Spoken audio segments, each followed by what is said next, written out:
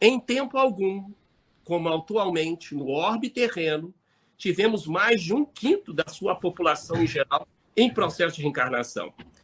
Nos outros livros da irmã Sudufo, eu acho que Filomeno de Miranda também fala isso, que, segundo ele, nas últimas décadas, nunca houve tanta limpeza, entre aspas, né, gente, nas chamadas regiões umbralinas ou regiões infernais, de espíritos ainda muito descontrolados e que eles precisam reencarnar.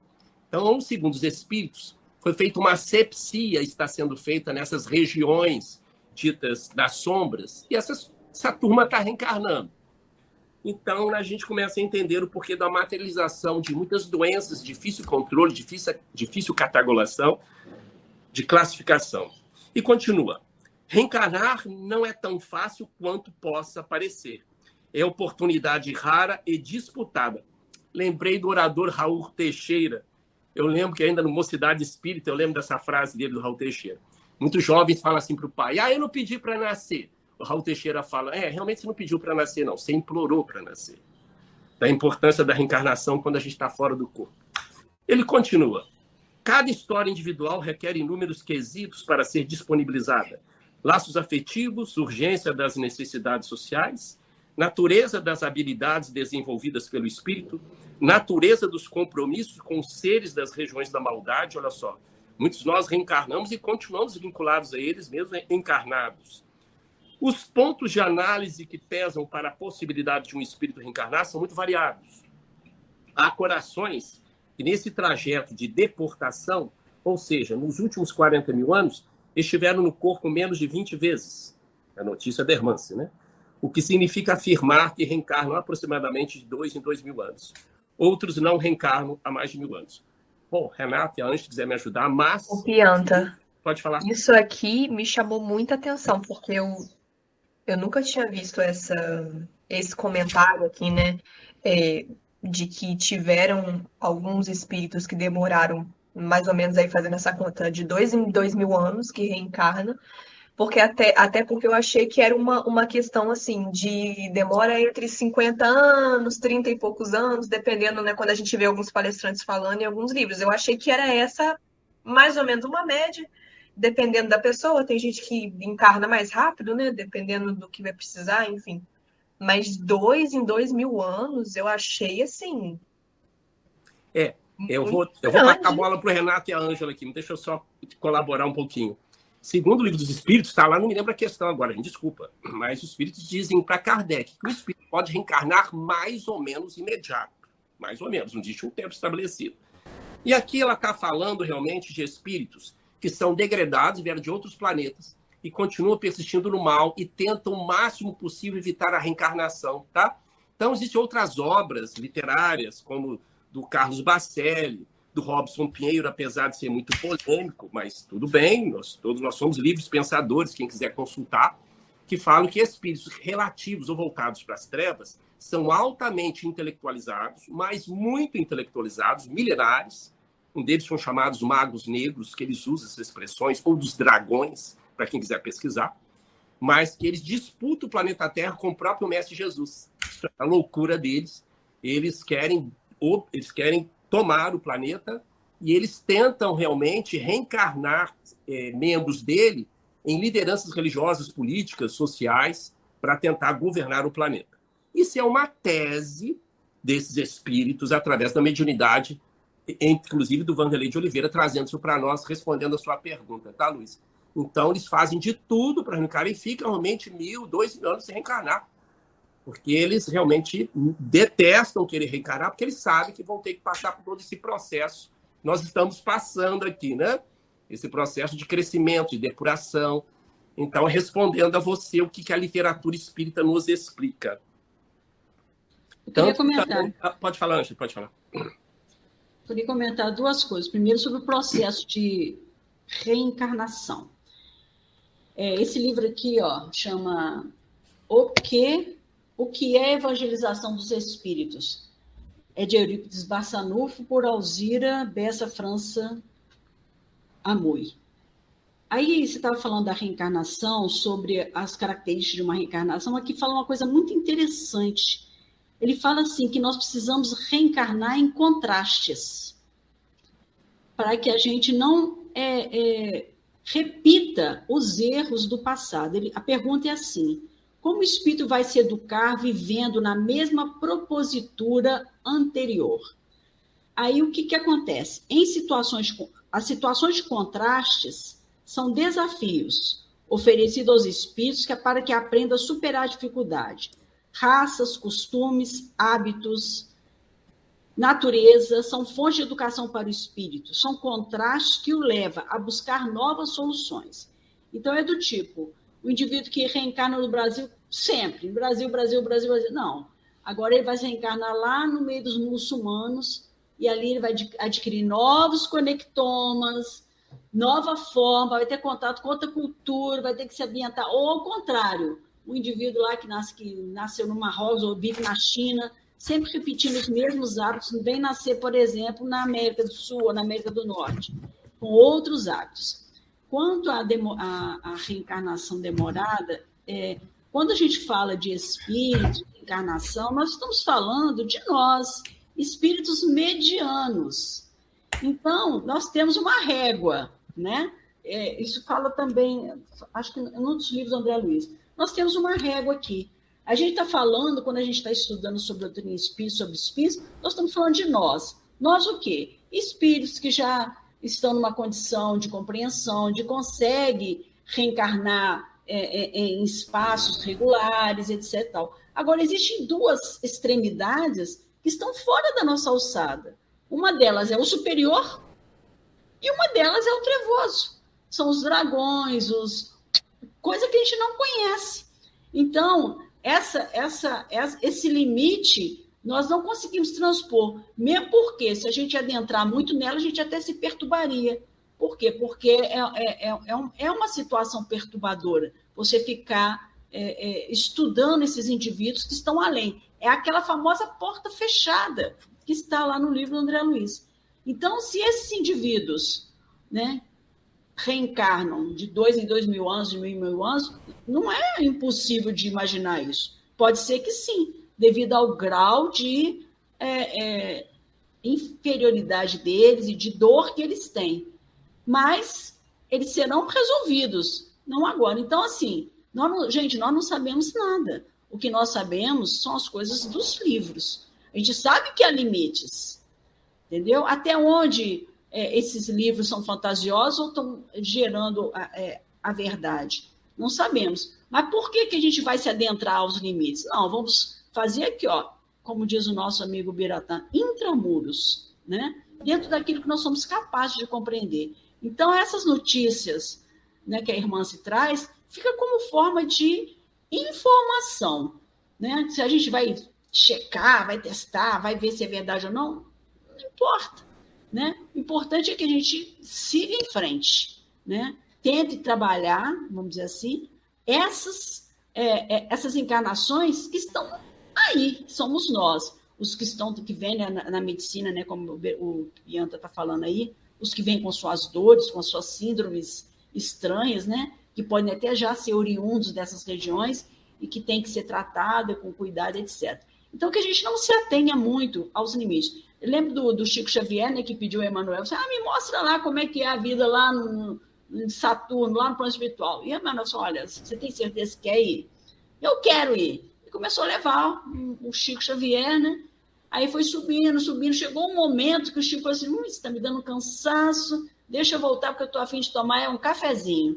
Então, é isso, nós temos um limite, inclusive no nosso cérebro, não dá para ir nem para um extremo nem para o outro. Graças a Deus nós estamos aqui, já estamos aqui, nós não estamos lá naquele limite inferior, já estamos, vamos dizer assim, mais ou menos seguindo em frente. Então, que a gente, assim, receba a informação sem precisar comprovar se é verdade ou não, não é mesmo?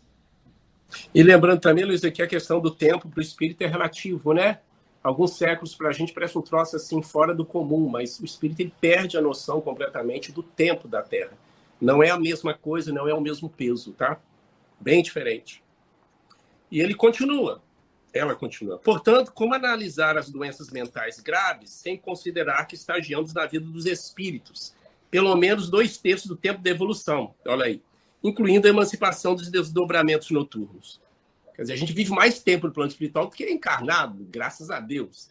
E lembrando que o plano terreno é o plano espiritual. Nascimento e morte não existe, segundo o próprio budismo, né? O espiritismo também fala isso, apenas continuação. E ela, no próximo, ainda, continua. Como ignorar a decisiva influência das experiências da reticidade, né, do plano espiritual? Enquanto os homens, à luz do espiritismo, analisam a raiz de suas lutas íntimas, lançando o olhar para as vidas passadas, urge uma reflexão sobre a influência das experiências do espírito errante. Por isso que eu comentei com vocês, gente, que, de fato, segundo as neurociências, nós somos, de fato, fruto do ambiente e da genética. Não tem como fugir disso. Sempre vai ter influenciação dos dois. Quero lembrar para vocês que ambiente não é só ambiente da cidade. Não é isso, não. O ambiente é muito mais além. Vai da roupa que você está usando, da roupa íntima que você está usando, da comida que você está usando, da xícara, do ambiente da sua casa, tá? Esse é o ambiente que eles falam. E a genética. E tem um terceiro elemento que é o ambiente, que é a questão, é o fator espiritual, com certeza. Nós não sabemos como isso funciona. O espiritismo nos traz uma luz, que são justamente as nossas lembranças inconscientes do passado, que vai influenciar até a genética. A medicina, ela ainda não sabe explicar muito bem a chamada mutação ou variante. Ela explica tudo pelo ambiente. Até que ponto o espírito ele faz o que a gente chama mutação genética. Quer dizer, você nasceu com um genoma lá específico. Em determinado ponto da sua vida, ocorre uma mudança lá das proteínas e o gene muda. Chamada variante genética, hoje, atualmente também a gente chama de variante genética, antigamente chamada de mutação genética. Aqui uma hipótese, uma suposição.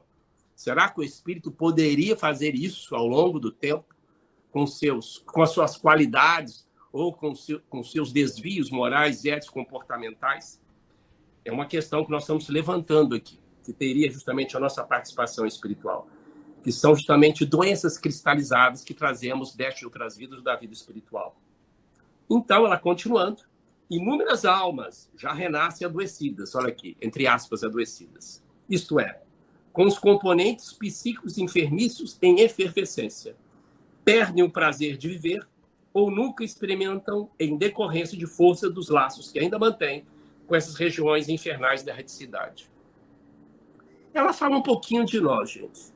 Quem aqui tem conhecimento espírita sabe que nós somos realmente migradores, né? Estamos no plano espiritual, vamos para determinado país, saímos, voltamos para o plano espiritual e assim vai.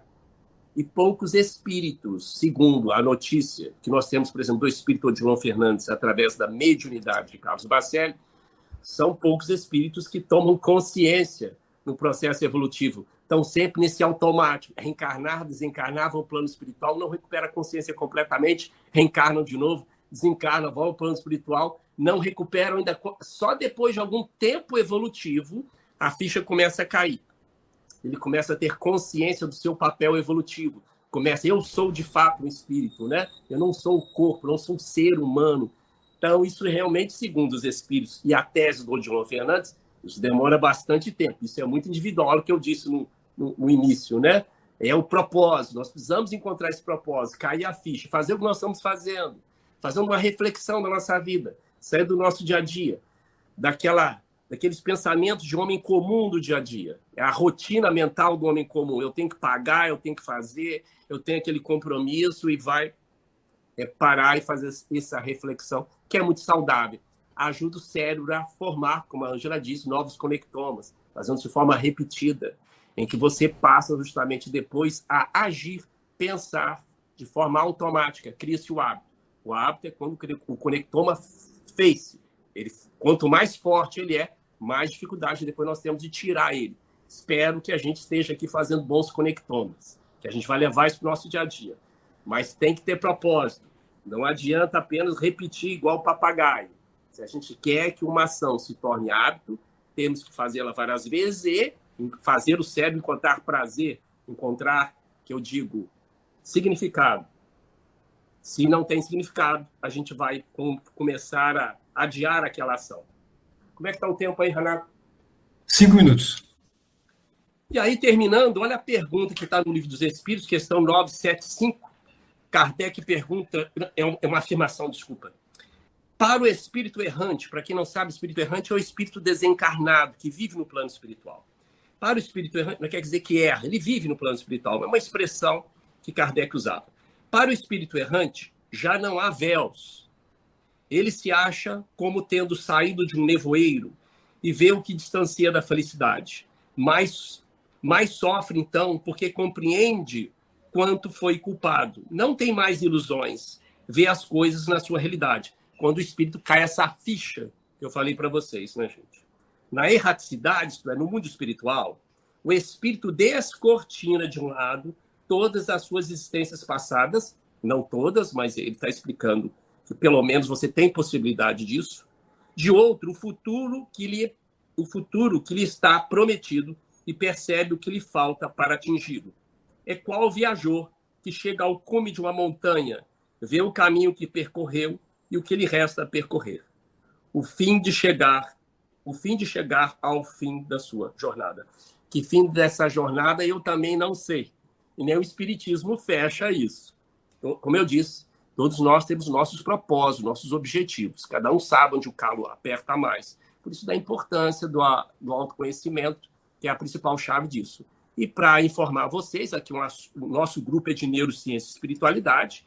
Existe já uma função no cérebro que já está preparada para a gente desenvolver o autoconhecimento, que é a metacognição. Para quem quiser depois pesquisa, quiser aprofundar. O que é metacognição? Metacognição, gente, é uma função que está no córtex pré-frontal, é chamada uma função executiva, que é a nossa capacidade de pensar o que nós estamos pensando. É a capacidade de avaliar o que estamos pensando, de mudar estratégias, de rever justamente pontos de vista. Então, treinar a metacognição é o que o Espiritismo e o Budismo falam, é o autoconhecimento. Claro, a gente pode utilizar isso para outras coisas, até para avaliar seu desempenho no trabalho ou em alguma ação que você está fazendo, desenvolver essa autocrítica. O cérebro já tem esse kit de sobrevivência da Homo sapiens, chama metacognição. Então, respondendo à pergunta do Renato aqui, Renato, e para todos, esse aqui é o cérebro humano. Vocês estão vendo a parte da frente e a parte de trás. Ó.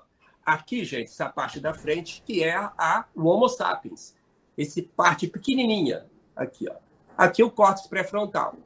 Aqui, Renato, respondendo a sua pergunta, o córtex pré-frontal, que faz nos Homo sapiens, que somente a espécie humana tem, é que tem justamente as funções executivas.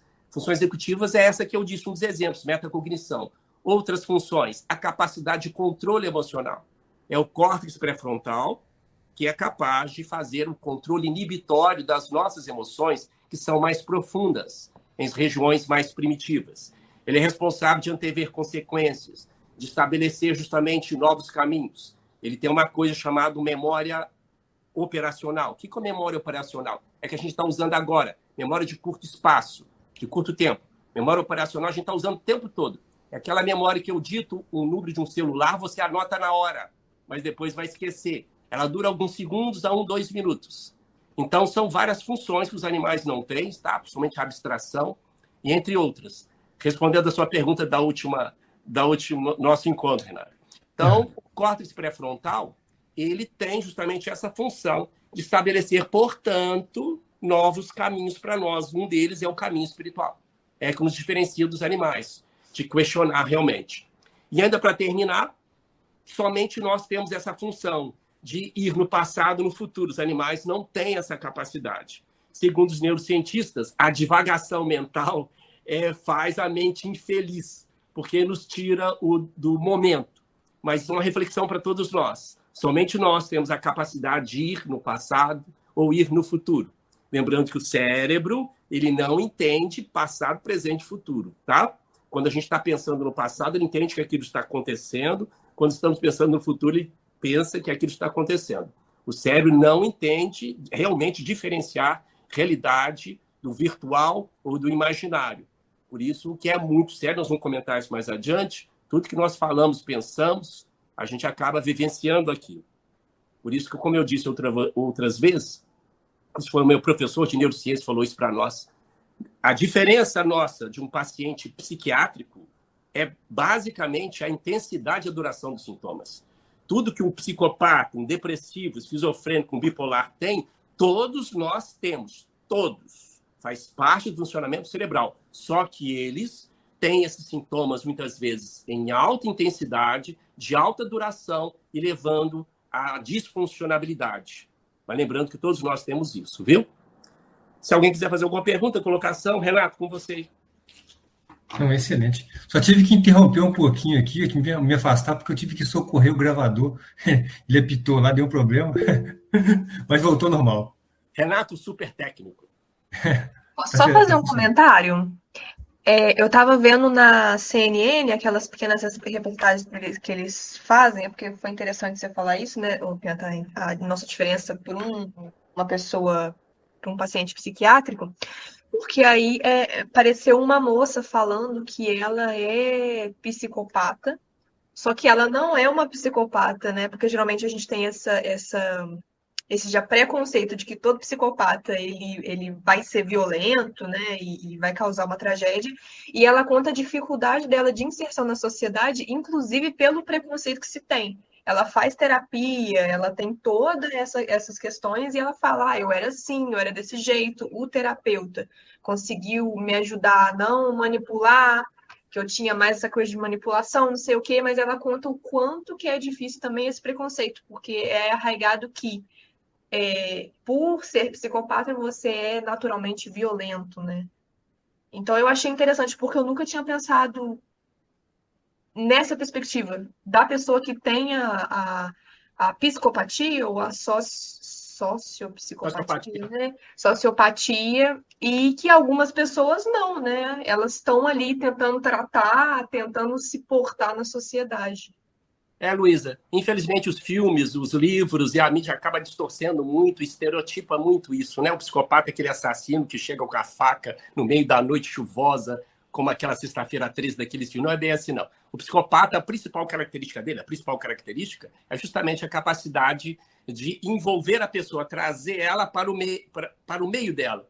Ele tem a capacidade de envolvimento muito forte, uma habilidade doentia que chega a ser uma habilidade fora do comum, que muitas pessoas gostariam de ter.